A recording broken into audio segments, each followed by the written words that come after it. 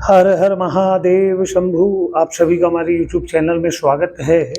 और जैसा कि आपको जानकारी होगी कि रविवार के दिन 7 सितंबर को चंद्र ग्रहण है। यह ग्रहण रात्रि में आरंभ होने जा रहा है 9:57 से और मध्यकाल होगा 11:40 और मोक्ष जो होगा 1:26 रात्रि में यह ग्रहण समाप्त होगा। कुल ग्रहण की जो अवधि है 3 घंटा 28 मिनट। और इस ग्रहण काल में आपके द्वारा, हमारे द्वारा जो हम पुण्य कर्म करते हैं, जो मंत्रों का जाप करते हैं, उसका फल हमें 1000 गुना प्राप्त होता है।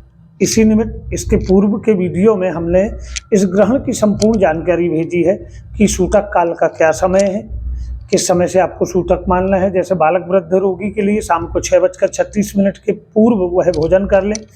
समस्त भोजन सामग्री में जल में आपको कोसा, तुलसी पत्ती और काली तिल का प्रयोग करें।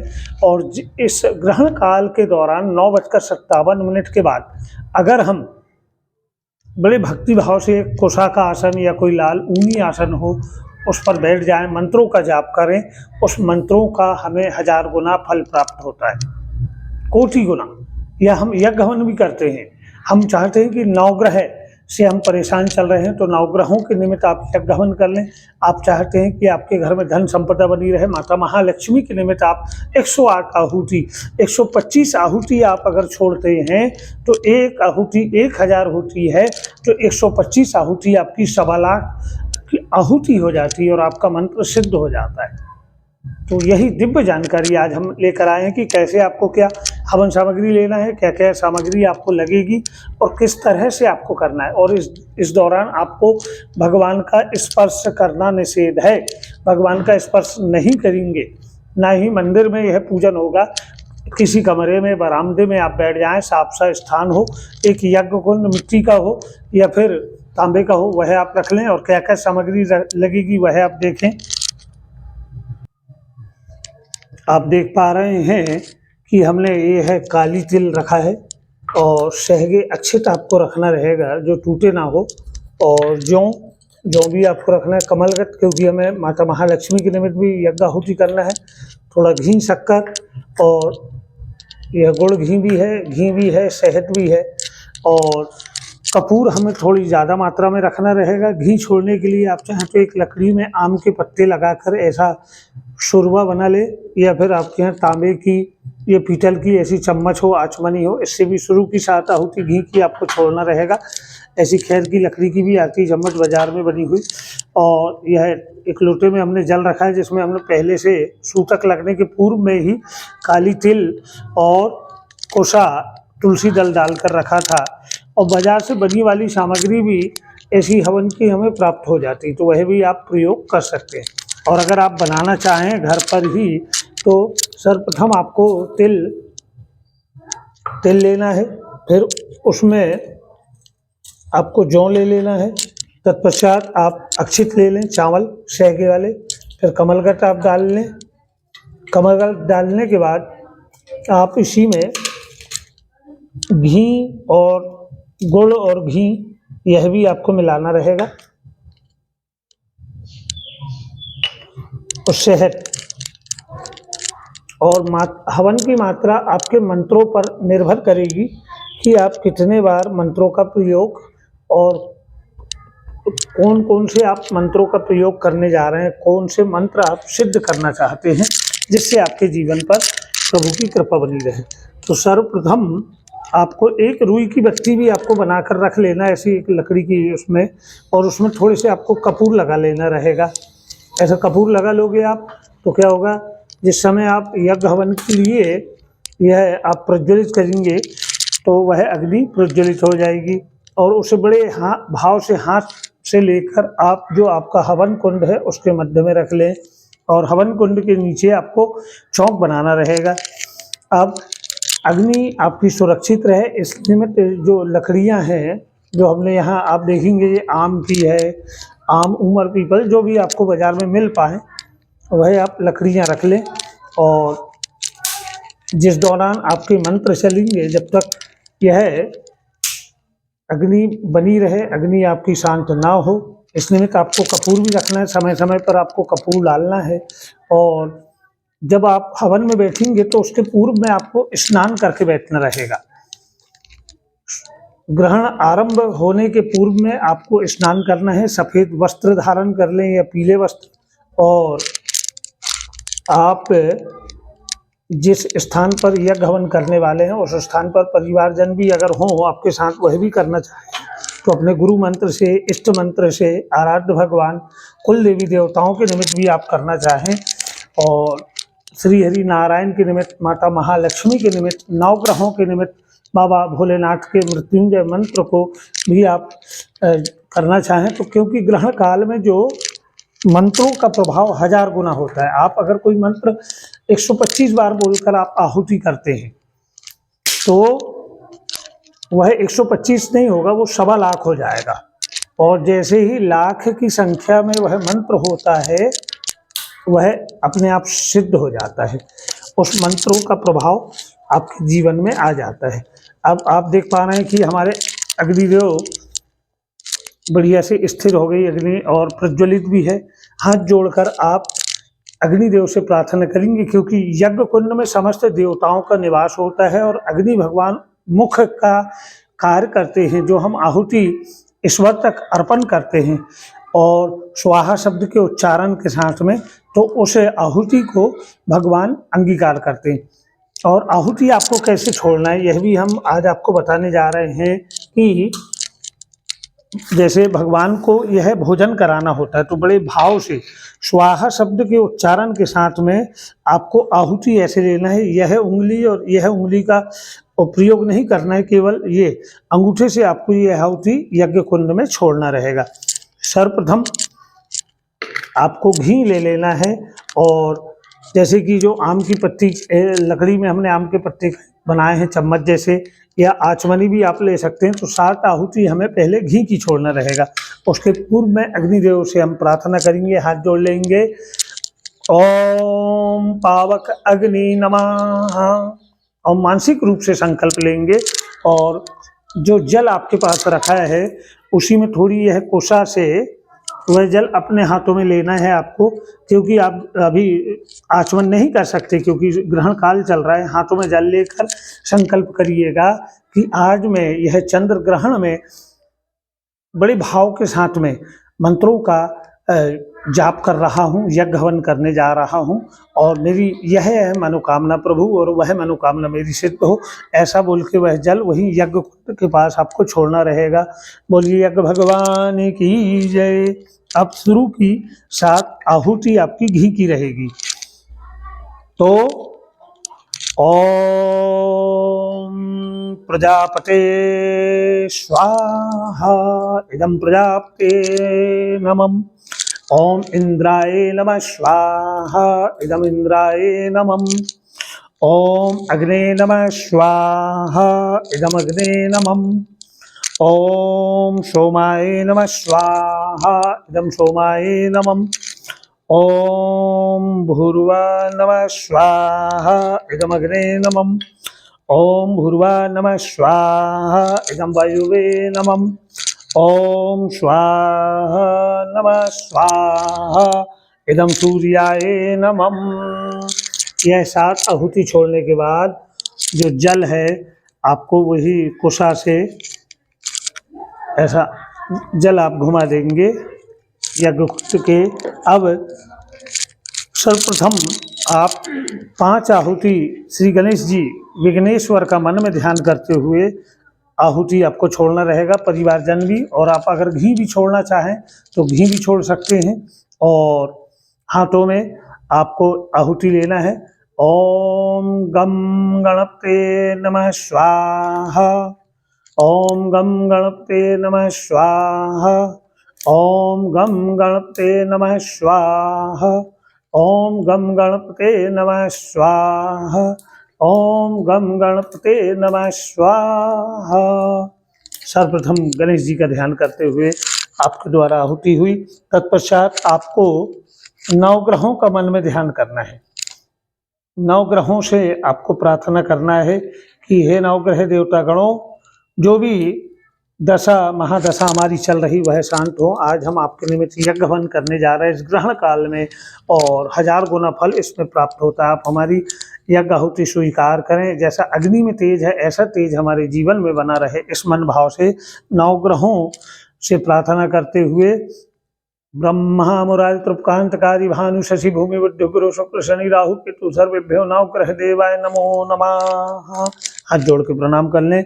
नवग्रहों के जो मुखिया है वह सूर्य भगवान है, उनका मन में ध्यान करते हुए ओम सूर्याय नमः स्वाहा, ओम सोमाय चंद्रमय से नमः स्वाहा, ओम भौमाय नमः स्वाहा, ओम बुधाय नमः स्वाहा, ओम गुरुवे बृहस्पति देवाय गुरुदेवाय नमः स्वाहा, ओम शम शुक्राय नमः स्वाहा, ओम शनिश्चाय सूर्यपुत्राय नमः स्वाहा, ओम रम राहवे नमः स्वाहा, ओम केतुभ्यो नमः स्वाहा। नवग्रह की आहुति के बाद पुनः आप एक बार जल घुमा देंगे, और जैसा लगे आपको कि अग्नि आपकी कहीं शांत ना हो तो थोड़े आप कपूर डाल दें, और थोड़ी सी जो लकड़ियां हो उन्हें भी आप जमा सकते हैं, रख सकते हैं। इसके साथ में भी आप जैसे चाहें तो जैसे गायत्री मंत्र है जो प्रभु के, और उनका भी उच्चारण 11 बार 5 बार वह भी आप कर सकते हैं, और बड़े भाव के साथ में, श्रद्धा के साथ, पूरे विश्वास के साथ में, क्योंकि विश्वास कम फलदायकम। अगर आप किसी चीज़ में विश्वास करते हैं तो वह आपके लिए फलदायी हो जाती है। चलिएगा, सर्वप्रथम आप अपने कुल देवी देवताओं का मन में ध्यान कर ले, उनका मन में ध्यान करें। ओम कुल देवी देवभ्यो नमः स्वाहा। और आपके जो इष्ट देवी देवता हैं, आराध्य देवी देवता हैं, जिनकी आप हमेशा मन में आराधन करते रहते हैं, उनका मन में ध्यान करते हुए आहुति छोड़ेंगे, क्योंकि इष्ट देवी देवता, आराध्य देवी देवता, कुल देवी देवता, इनकी कृपा होना हमारे लिए अनिवार्य है। ओम आपके इष्ट देवी देवता जो हैं, आराध्य देवी देवता, उनका मन में ध्यान करेंगे। इष्ट देवी देवभ्यो आराध्य देवी देवभ्यो नमः स्वाहा। ओम इष्ट देवी देवभ्यो आराध्य देवी देवभ्यो नमः स्वाहा। ओम सर्वे स्वरूपाय सर्वे शक्ति समन्विताय। जिस स्थान पर आप रह रहे हैं उस स्थान के जो नगर के, जो ग्राम के जो देवी देवता हैं, उनका भी मन में ध्यान करें। ओम सर्वेभ्यो ग्राम नगर देवी देवभ्यो नमः स्वाहा। ओम मातृ पितृ चरण कमलेभ्यो पितृ देवी देवभ्यो नमः स्वाहा। इसके साथ में आप गुरु मंत्र, आप अगर गुरु दीक्षा लिए हैं तो बड़ी उत्तम बात, नहीं तो आप शिव महापुराण में जो वर्णन आता है देवाधिदेव महादेव को आप अपना आदि योगी भगवान भोलेनाथ के पंचाक्षर मंत्र नमः शिवाय को गुरु मंत्र रूप में आप प्रयोग कर सकते हैं, पर गुरु दीक्षा लेना अनिवार्य रहेगा आपको। अगर अभी गुरु नहीं है तो आप नमः शिवाय मंत्र से आहुति छोड़ सकते हैं। नमः शिवाय स्वाहा, नमः शिवाय स्वाहा। ओम गुरु ब्रह्मा गुरु विष्णु गुरुदेव महेश्वरा गुरु साक्षात परा ब्रह्म तस्मै सद्गुरुदेवाय नमः स्वाहा। गुरु मंत्र से भी आहुति छोड़ने के बाद पुनः एक बार वही कुशा से आप जल मार्जन करेंगे, जल ऐसा घुमा देंगे थोड़ा सा, और तत्पश्चात आपको जैसे अब आप लक्ष्मी जी के निमित्त 108 आप यज्ञ आहुति करना चाहें तो इसमें आप कमलगट का भी प्रयोग कर सकते हैं। आप 108 कमलगट रख लें, एक कमलगट लें, थोड़ी सी आहुति लें, या इन कमलगट को आप घी में डाल लें, और एक एक करके कमलगट आपको लक्ष्मी जी के मंत्रों से अग्नि में छोड़ना है, और उसके पूर्व में हाथ जोड़कर प्रार्थना कर लें कि हे माता अष्टमहालक्ष्मी, बड़े भाव से आज ग्रहण काल में मैं आपके दिव्य मंत्रों के साथ यज्ञ हवन आहुति अर्पण करने जा रहा हूँ। आप सुस्थिर रूप से मेरे घर पर निवास करें, सदैव आपकी कृपा बनी रहे, धन धान से भंडार भरा रहे। इस तरह माता महालक्ष्मी से प्रार्थना करते हुए मंत्र ओम श्रीं श्रियाय नमः स्वाहा, ओम श्रीं श्रियाय नमः स्वाहा, ओम श्रीं श्रियाय नमः स्वाहा। ओम श्रीं श्रियाय नमः स्वाहा। ओम श्रीं श्रियाय नमः स्वाहा। ऐसे आप, या ओम श्रीं नमः स्वाहा, यह भी माता जी का दिव्य मंत्र है। पुनः जलाचमन रहेगा। अब गायत्री मंत्रों से भी आप अगर छोड़ना चाहें, या श्री हरि भगवान विष्णु के अष्टाक्षर मंत्र, ओम विष्णुवे नमः स्वाहा। ओम नमो भगवते वासुदेवाय नमः स्वाहा। ओम नमो भगवते वासुदेवाय स्वाहा। अब जैसे गायत्री मंत्र में ओम तत्पुरुषाय विद्महे महादेवाय धीमहि तन्नो रुद्रः प्रचोदयात् स्वाहा। भगवान भोलेनाथ के द्वादश ज्योतिर्लिंग का भी मन में ध्यान करते हुए आप आहुति छोड़ सकते हैं। भगवती माता देवी जी के भी 108 देवी जी के 9 रूपों का मन में ध्यान करते हुए आप आहुति छोड़ सकते हैं। हे भगवती, हे शक्ति, हे आदि जगत जननी, आपकी ही कृपा से इस संसार में शक्ति का संचार है। आज इस यज्ञ हवन में मैं शक्ति निमित्त आपकी यह यज्ञ हवन कर रहा हूँ, इसे आप स्वीकार करें। भगवती के बीज मंत्रों का भी मन में आप ध्यान करते हुए आहुति छोड़ सकते हैं। और जब आपको लगे कि थोड़ी अग्नि आपकी अगर शांत हो रही हो, तो आप थोड़ी सी लकड़ियाँ पुनः जमा दें। अग्नि बुझ ना पाए, अग्नि बनी रहना चाहिए। अब देवी जी के 9 दिनों के 9 रूपों का जो है भगवती के, ओम प्रथमम शैलपुत्री नमः स्वाहा। द्वितीयम मातेश्वरी ब्रह्मचारिणी नमः स्वाहा। तृतीयम मातेश्वरी चंद्रघंटेत नमः स्वाहा। चतुर्थम कुष्मांडा देवी नमः स्वाहा। पंचम मातेश्वरी स्कंद माता नमः स्वाहा। षष्ठम मातेश्वरी कात्यायनी देवी नमः स्वाहा। सप्तम कालरात्रि देवी नमः स्वाहा। अष्टम मातेश्वरी महागौरी नमः स्वाहा। नवम सिद्धिदात्री नव दुर्गेभ्यो नमः स्वाहा। ओम बटु भैरवाय काल भैरवेभ्यो नमः स्वाहा। ओम हनु हनु हनुमंता अंजनी नंदनाय नमः स्वाहा। आपके घर के वास्तु भगवान का भी ध्यान करिएगा कि हे वास्तु पुरुष भगवान, हमारे ग्रह में सदैव सुख शांति बना रहे। आज ग्रहण काल में यज्ञ आहुति हम आपको भी अर्पण कर रहे हैं। ओम ग्रह वास्तुदेवाय नमः स्वाहा। ओम सर्वेभ्यो स्थान देवी देभ्यो नमः स्वाहा। इसके अलावा आप चाहें तो मृत्युंजय मंत्र का भी मन में ध्यान करते हुए आप यज्ञ हवन आहुति करें। और जिस समय आपकी संपूर्ण मंत्रों से आप आहुति कर लें, तत्पश्चात पुनः एक बार जल का आपको जल घुमाना रहेगा। और जल घुमाने के बाद में हाथ में थोड़ी सी तिल आप ले लेंगे और एक कोसा ले लेंगे। फूल लेना निषेध रहेगा। कोसा और यह तिल आपने हाथ में लेकर बड़े भाव से यज्ञ भगवान से प्रार्थना करेंगे, हे अग्निदेव, बड़े मन से, वचन से, कर्म से संकल्पित हो आज ग्रहण काल में मेरे द्वारा यज्ञ हवन हुआ। अगर मुझसे संभवतः कोई भूल हो गई हो, आप क्षमा करें। और इस मन और भाव से हाथ की तिल और जो वही यज्ञ कुंड, जो हवन कुंड है आपका, उसके पास आपको छोड़ना रहेगा, प्रणाम करना रहेगा धरा भूमि को। और बिना आसन के बैठ के आपको यज्ञ हवन नहीं करना है। या तो आप कोसा का आसन प्रयोग करें, या कोई ऊनी आसन हो, या कोई कंबल हो, उसका आप प्रयोग करें। यज्ञ हवन के बाद जब ग्रहण काल समाप्त हो जाए और तो आपको उस आसन को भी धुलना रहेगा। जिस माला से अगर आपने जाप किया है, वह तुलसी माला हो या मान लो रुद्राक्ष की माला हो, तो उस माला को भी आपको धुलना रहेगा।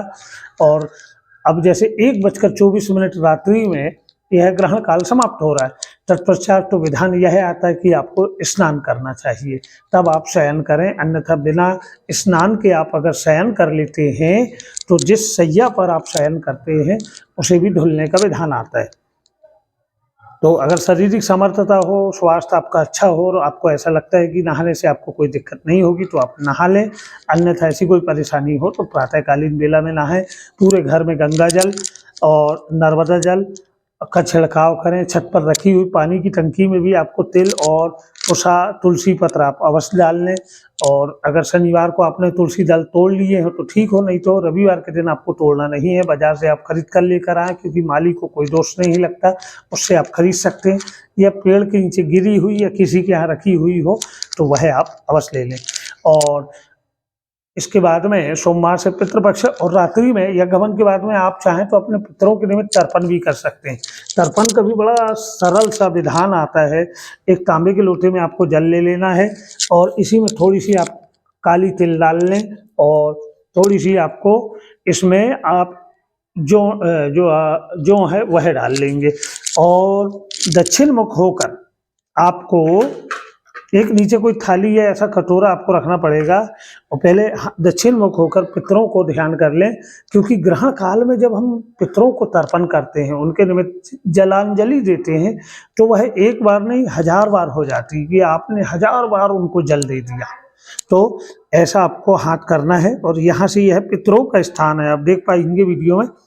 यहाँ पर आपको जल छोड़ना है और ओम पितृदेवाय नमः, ओम पितृदेवाय नमः, ओम पितृदेवाय नमः, ओम पितृदेवाय नमः, इस मन भाव से आपको यह जल, एक बहुत ही संक्षिप्त रूप में हमने आपको यह बतलाया, आगे की वीडियो में पूरे मंत्रों सहित भी है, पर ग्रहण काल में अगर ऐसे भी आप उनको जलांजलि दे देते हैं, उनका स्मरण कर लेते हैं, तो वो बड़े प्रसन्न हो जाते हैं। आसन से उठने के आसन के नीचे थोड़ा सा जल छोड़कर अपने माथे पर आप लगा लेंगे ओम इंद्राय नमः, ओम शक्राय नमः। आसन को बढ़िया भाव से प्रणाम कर लें और अगर आपकी राशि में ग्रहण का फल शुभ हो तो आप बकायदा ग्रहण के दर्शन करें, चंद्र ग्रहण के दर्शन करें। जैसे शुभ फल धनु राशि, तुला राशि, कन्या राशि, वृष राशि और मेष राशि वालों को है। शुभ फल धनु, तुला, कन्या, वृष और मेष। मध्यम फल मकर, सिंह और मिथुन। अशुभ फल है कर्क, वृश्चिक, कुंभ और मीन। अशुभ फल कर्क, वृश्चिक, कुंभ और मीन, और कुंभ राशि पर ही यह चंद्र ग्रहण है। आपको यह वीडियो कैसा लगा आप कमेंट बॉक्स में हमसे जुड़कर अवश्य बताएं, और आपके मन में कोई प्रश्न हो तो वह भी आप पूछ सकते हैं। और आपने हमारे चैनल को सब्सक्राइब नहीं किया है तो आप इसे सब्सक्राइब करें। बोलिए वृंदावन बिहारी लाल की जय।